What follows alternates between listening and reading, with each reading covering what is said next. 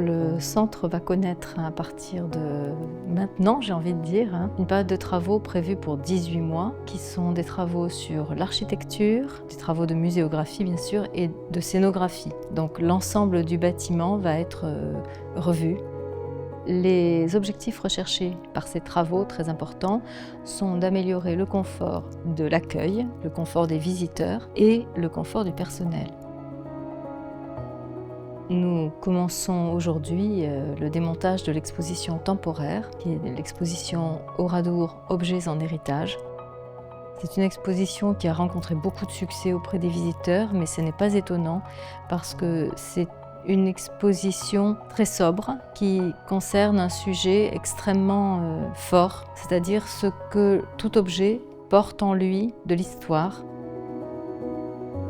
Ces objets, donc, ce sont ceux qui ont été récupérés dans le village martyr après le massacre et qui ont été rassemblés d'abord, conservés et transmis dans les familles. Durant toute la période des travaux, la collecte d'archives en général se poursuit puisque notre documentaliste qui s'occupe des archives du centre est d'ores et déjà installé aux archives départementales. Et aux archives départementales, vous pouvez la retrouver au même numéro de téléphone, à la même adresse mail et prendre rendez-vous avec elle, d'une part pour consulter les archives du centre, mais aussi pour faire un don si vous souhaitez faire un don. Le centre de documentation réalise une veille quotidienne sur ce que l'on peut trouver sur Oradour. Il enregistre ces informations, il les classe afin que l'on puisse, pour les générations futures, les retrouver.